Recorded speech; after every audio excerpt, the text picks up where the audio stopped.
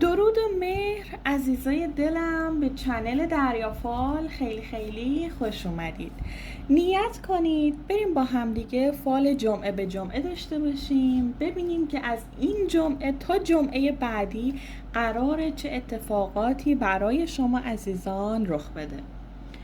این فال ماه به ماه هستش، پس حتما ماه تولدتون رو توی کامنت ها برام بنویسین و برای تحقق فالتون پیج و چنل دریافال رو سابسکرایب داشته باشین.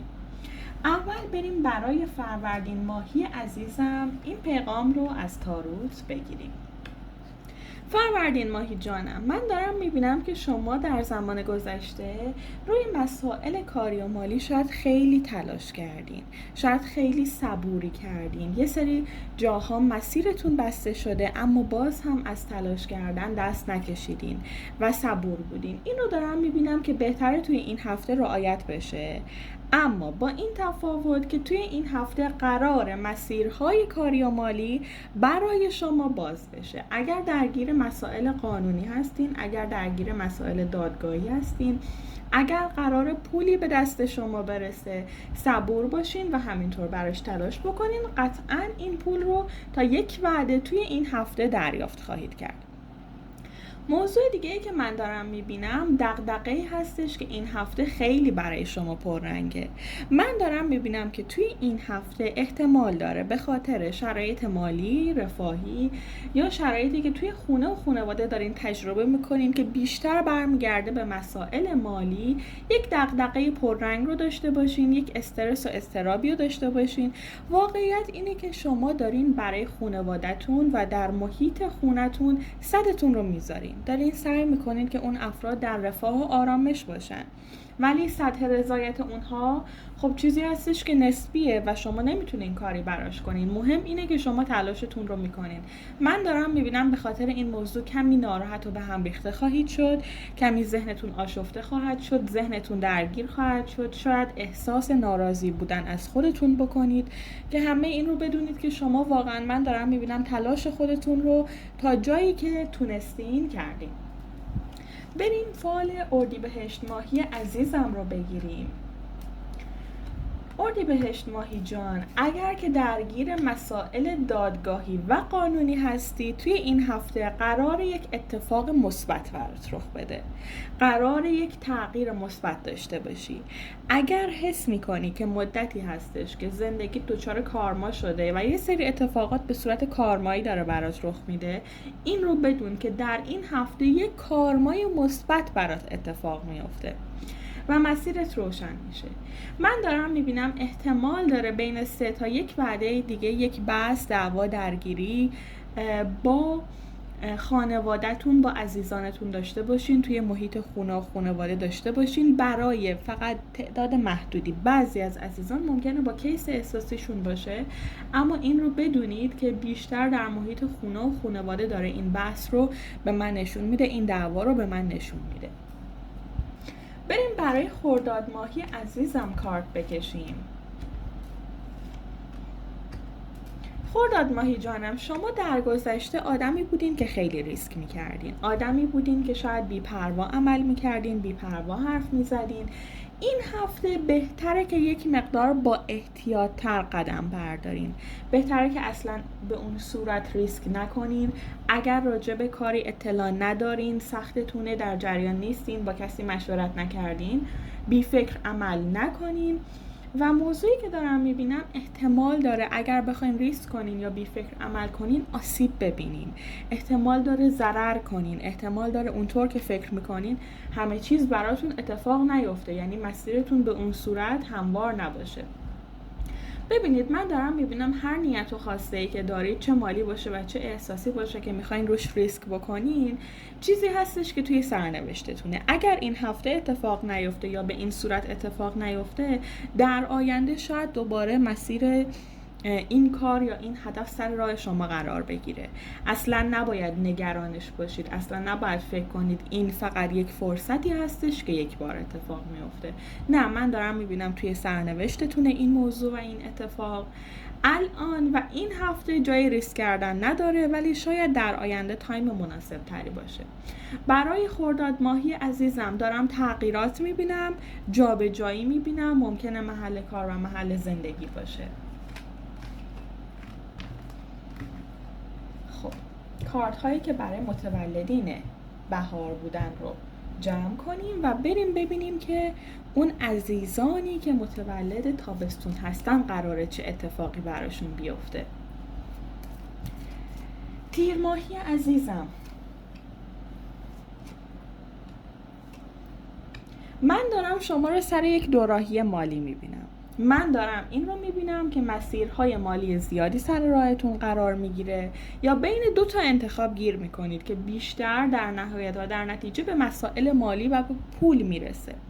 ببینید من این رو دارم میبینم که اگر دغدغه مالی دارید، اگر فکر این رو دارید که وضعیت مالیتون ناپایداره، احتمال داره توی این هفته یک کوچولو شرایط مالیتون پایدارتر بشه، مشخصتر بشه براتون که شرایط مالیتون در چه حدیه و چی کار میتونین براش بکنین.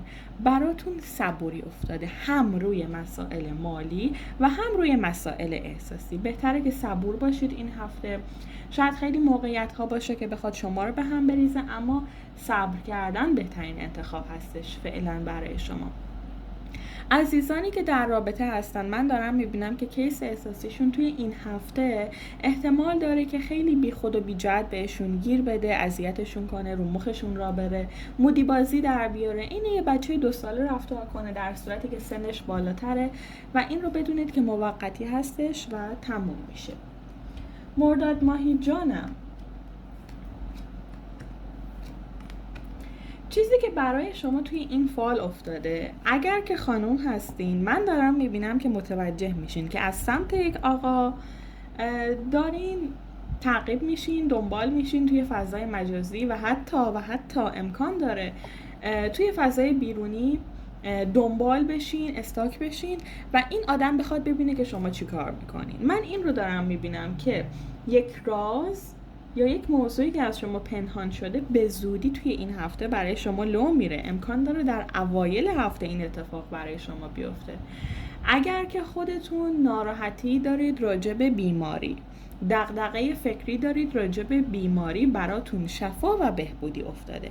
اگر از عزیزانتون شخصی هستش که بیماره، این رو من دارم میبینم که خبر سلامتیش برای شما فرستاده میشه.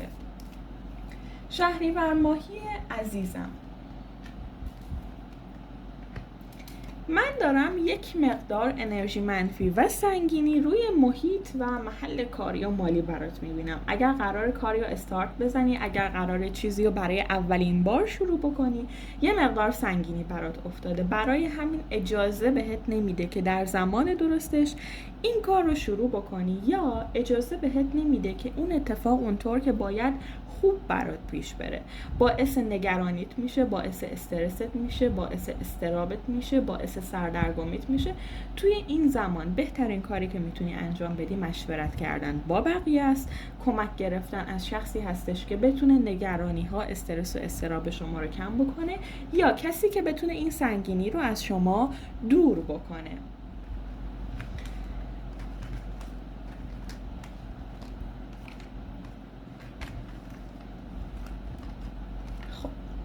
بریم برای مهر ماهی عزیزم کارت بکشیم. مهر ماهی جانم، این هفته چیزی که برای شما افتاده خیلی جالب و قشنگه. اول از همه بگم که این کارت عاشق که اصلا دلبرترینه.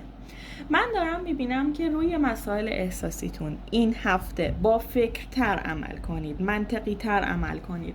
آدمی هستید که معمولا من دارم میبینم که میانه رو انتخاب میکنید، اما این هفته تایم مناسبیه که شما روی مسائل احساسیتون هم بیشتر سود و منفعت خودتون رو در نظر بگیرین. شاید حرف جالبی نباشه، اما این رو داره به هم نشون میده که این هفته جای این کار هستش که ببینید با این فرد آینده‌ای دارید، این آدم تاثیر مثبتی میتونه بذاره توی زندگیتون، این آدم سودی میتونه در نهایت به شما برسونه، تاثیر مثبتی میتونه توی زندگی شما داشته باشه یا نه.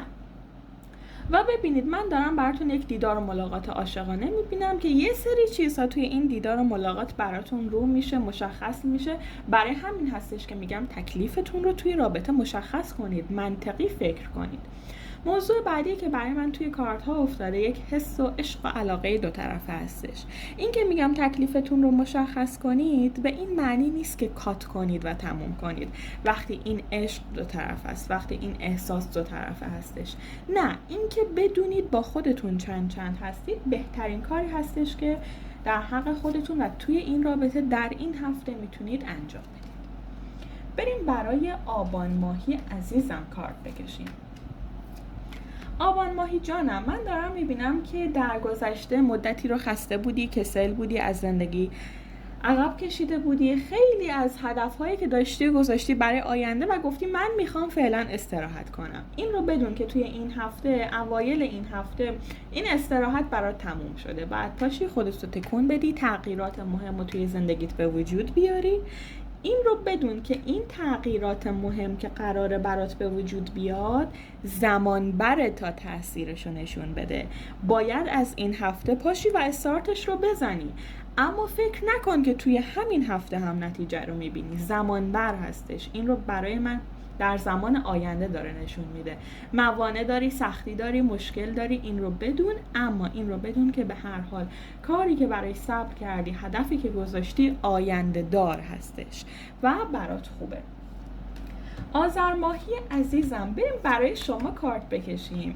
داره این رو به هم نشون میده که من دارم میبینم اول از همه تعادل وارد رابطت میشه، تعادل وارد زندگیت میشه، تعادل روی روابط خانوادگیت هم جریان پیدا میکنه. اگر مدتی هستش که همه چیز پرتنشه، این هفته قراره همه چیز آرومتر پیش بره، قراره که متعادلتر پیش بره، قراره که حس بهتری نسبت به خانوادت و کیس احساسیت و رابطت داشته باشی.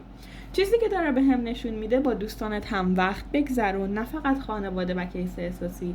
توی جمعی شاید قرار بگیری، توی مهمونی قرار بگیری، با یه سری افرادی صحبت بکنی که اونها هم ارزش این رو دارن که بهشون فرصت بدی، ارزش این رو دارن که اجازه بدی یک تایمی رو توی زندگیت داشته باشن. اگر قراره که کار خاصی رو انجام بدی، مخصوصا کارهای ماورایی، این هفته تایم مناسبیه برای شمع تراپی. حالا من خودم موافق دعا و طلسم نیستم، اما اگر میخواین اونها رو هم انجام بدین شاید تایم مناسبی باشه براتون. بریم دیگه برای متولدین زمستون کارت بکشیم. دی ماهی عزیزم، این هفته قراره چه اتفاقی برات بیفته؟ نیت کن عزیز دل من دارم میبینم که اگر در رابطه هستی قراره که تغییرات داشته باشی، تغییرات مثبت هستش، به همراه ابراز علاقه کادو یا هدیه میتونه باشه. و اگر سینگل هستی یک نفر برای به دست آوردن تلاش میکنه، یک نفر حسش رو بهت نشون میده و بهت میگه که دوست داره با تو وارد رابطه بشه. اما به هر حال اگر در رابطه هستی یا اگر که سینگل هستی و منتظر این موقعیت هستی در این هفته، من دارم برات سردرگمی روی مسائل احساسی میبینم. بهتره که احتیاط کنی، حواست رو جمع بکنی، چون سردرگم میشی و به هم ریخته میشی. برای بعضی از عزیزان ممکنه حتی بحران مالی هم باشه، به هم ریختگی مالی باشه. اینکه یک مدتی شرایط مالیشون خوب بوده، یهو میبینن که شرایط مالیشون به مشکل خورده. موضوع بعدی که برای من توی کارت ها افتاده این که برای حال خوب خودت تلاش کن، به خودت احترام بذار، برای خودت ارزش قائل باش. دی ماهی عزیزم، حتی اگر یک کار ساده باشه، حتی اگر یک حرکت ساده باشه، به خاطر خودت انجامش بده، نه به خاطر دیگران.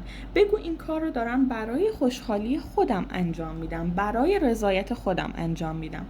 این هفته خودت رو در اولویت قرار بده. بهمن ماهی عزیزم، بهمن ماهی عزیزم، اگر درگیر کیس احساسی قبلیت هستی، اگر داره سر و کلش پیدا میشه، اگر که این آدم داره یه نشونه هایی برات میفرسته، این رو بدون که یک بار از این آدم دل شکسته و ناراحت شدی. این آدم یک بار بهت ضربه زده، یک بار بهت آسیب زده، بس دیگه. ولش کن، ولش کن، برو به سمت آدمی که بهت علاقه منده. شاید این آدم اصلا مشخصاتی نداشته باشه که شبیه اکست باشه یا شبیه نفر قبلی باشه که هنوز داری بهش فکر میکنی، اما این رو بدون که آدم خیلی خوبیه، بهت علاقه‌منده، دوستت داره، حسش واقعیه تا جایی که من دارم میبینم، نسبت بهت وابستگی داره، پس ارزش این رو داره که به یک آدم جدید فرصت بدی، نه به اکست. موضوع دیگه که برای من افتاده توی کارت ها، اگر توی این هفته نیاز به کمک داری، درخواست کن از عزیزانت، از اطرافیانت، درخواست کن که بهت کمک کنن. اگر روی موضوعی به مشکل برخوردی و اعتقاد داری که نذر کنی، حتما نذر کن به خاطرش و نذرت رو ادا کن. اسفند ماهی جانم، ببینیم که برای شما توی این هفته چه اتفاقاتی قراره که رخ بده. اسفند ماهی عزیزم، آقایی توی زندگیت هست که شاید نپخته باشه، آدمی توی زندگیت هست که من دارم میبینم مودیبازیاش و لجبازیاش خیلی زیاده، خیلی جاها نمیدونه داره با زندگیش و با خودش چی کار میکنه، اما اصرار داره که برای تو تصمیم بگیره. وقتشه که بهش نشون بدی و بهش ثابت کنی که چه شخصیتی داری، چطور آدمی هستی و همیشه نمیخوای زیر بار کنترل یک شخص دیگه قرار بگیری. این آدم اگر بهش اجازه بدی سعی خودشو میکنه که تا جایی که میتونه تو رو کنترل کنه، پس صبور باش و بهش این موضوع رو نشون بده که تا چه حد میتونه توی زندگی دخالت بکنه. حد و مرز رو توی این هفته ایجاد کن. اگر میخوای کار زیبایی انجام بدی، عمل انجام بدی، یک کاری رو به خاطر خودت، ظاهرت و استایلت انجام بدی، یک وسیله‌ای رو برای خودت بخری، این هفته تایم مناسبی هستش، میتونی این کار رو انجام بدی و ازش سود ببری. موضوع دیگه‌ای که برای من افتاده، ورود و وجود یک آقای دیگه هستش، یک شخص دیگه هستش که وارد زندگی شما میشه. ببینید این آقا ممکنه به هر دلیلی وارد زندگی شما بشه، اما این رو بدونید که هر قصد و نیتی که داره، من دارم میبینم قصد و نیتش بد نیست. این آدم میتونه توی حدود سنی شما باشه، دلسوز باشه، مهربون باشه، حمایتگر باشه، به عنوان دوست بیاد، به عنوان همکار بیاد، به عنوان همکلاسی بیاد، اما آدمی هستش که فعلا من نمیبینم که فاز احساسی داشته باشه، فعلا نمیبینم که بخواد تلاشی بکنه که دل شما رو به دست بیاره. صرفا یه جایی توی زندگی شما سر و کلش پیدا میشه و قراره برای یک تایمی توی زندگی شما بمونه که به شما کمک بکنه. برای رزرو فال شخصی و شرم تراپی شخصی میتونید به شماره‌ای که توی دیسکریپشن هست توی واتساپ یا تلگرام پیام بدید. دوستای عزیزم،